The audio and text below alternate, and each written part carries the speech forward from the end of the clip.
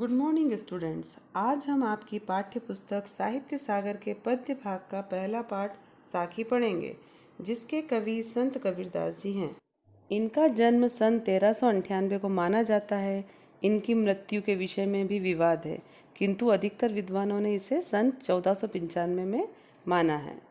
पढ़े लिखे नहीं होने के बावजूद भी हिंदी के संत कवियों में इनका सर्वोत्तम स्थान रहा है। कवि हिंदी की संत काव्य धारा की ज्ञानश्रायी निर्गुण शाखा के प्रमुख कवि रहे हैं। कबीर निर्गुण तथा निराकार ईश्वर के उपासक थे, इसलिए उन्होंने मूर्ति पूजा, कर्मकांड, बाहरी आडंबरों का विरोध किया है। कर्मकांड, जैसे आप लोग कर्मकांड का मतलब क्या समझे? आप लोग कर्मकांड मतलब जो हवन पूजा आदि होते हैं उसको कर्मकांड कहा जाता है। और बाहरी आडंबरों, जैसे आप कहीं भी पूजा करने जा रहे हैं तो आप बड़ी थाली सजा रहे हैं, फूलों की माला रख रहे हैं उसमें और अपना वेश दूसरा कर रहे हैं, पीले वस्त्र धारण कर लिए, ऐसा वो कुछ भी नहीं मानते थे। उन्होंने सिर्फ कहीं भी एक आसन लगा के वे अपने भगवान को याद कर लिया करते थे। इसी के बारे में वे हमें बताना चाह रहे हैं। कबीर की वाणी का संग्रह बीजक नाम का प्रसिद्ध है, जिसके 3 भाग हैं, साखी जो कि हम अभी पढ़ेंगे, और सबद और रैमेनी। इनकी भाषा को सदुक्कड़ी और पंचमेल खिचड़ी कहा जाता है। आइए अब हम जाने कि उन्होंने साखी के दोहों के माध्यम से हमें क्या सीख दी है। गुरु गोविंद दोऊ खड़े काके लागू पाए, बलिहारी गुरु आपनो जिन गोविंद दियो बताए। उपर्युक्त दोहे में संत कबीर ने गुरु तथा गोविंद यानी कि भगवान की तुलना की है। वे कहते हैं कि यदि गुरु और गोविंद साथ खड़े हों तो किसके पैर छूना उत्तम है? ऐसे में गुरु के समक्ष शीश झुकाना चाहिए, क्योंकि वही होते हैं जो भगवान से शिष्य का परिचय कराते हैं और शिष्य को भगवान की कृपा का सौभाग्य दिलाते हैं। दूसरा दोहा, जब मैं था तब हरि नहीं, अब हरि है मैं नाही, प्रेम गली अति साकरी, तामे दोनों समाई। इसमें मैं का अर्थ अहंकार से दिया हुआ है। संत कबीरदास जी कहते हैं कि जब तक मनुष्य में अहंकार की भावना होती है तब तक उसे ईश्वर का साक्षात्कार नहीं होता। ईश्वर का वास वहाँ होता है जहाँ अहंकार नहीं होता। अहंकार और भगवान दोनों एक साथ नहीं रह सकते। कबीर कहते हैं कि प्रेम की गली बहुत तंग है, बहुत छोटी है, जिसमें अहंकार और भगवान दोनों साथ नहीं रह सकते।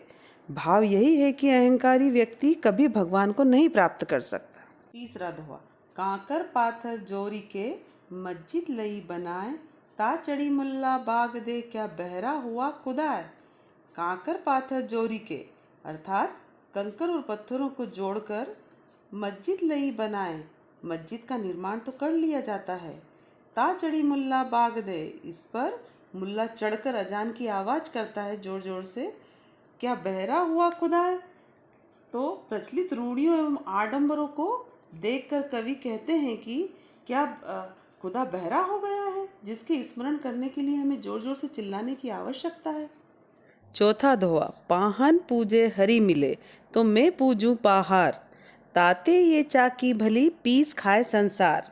संत कबीरदास जी हिंदुओं की मूर्ति पूजा पर करारा व्यंग करते हुए कहते हैं कि पाहन पूजे हरि मिले, अर्थात छोटे छोटे पत्थरों को पूजने से यदि मुझे भगवान की प्राप्ति होती है तो मैं पूजूं पहाड़, तो क्यों ना मैं बड़े से पहाड़ की पूजा करूं।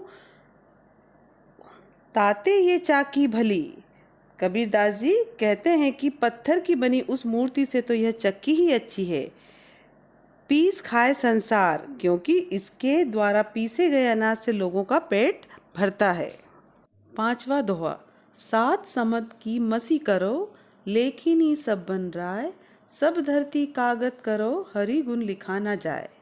इस साखी में कबीरदास जी कहते हैं कि भगवान के गुण अनंत हैं, इनका वर्णन नहीं किया जा सकता। यही भाव व्यक्त करते हुए वे कहते हैं कि 7 समद की मसी करो, अर्थात इसके लिए यदि 7 समुद्र की शाही भी बना ली जाए, लेखनी सब बन रहा है, और सारे जंगलों के पेड़ों की कलमें बना ली जाएं, सब धरती कागज करो, और तथा समस्त पृथ्वी को कागज के रूप में प्रयोग कर लिया जाए, हरि गुण लिखा ना जाए, तब भी ईश्वर के गुणों का वर्णन नहीं किया जा सकता, क्योंकि ये सब ईश्वर के अनंत गुणों का वर्णन करने के लिए पर्याप्त नहीं है।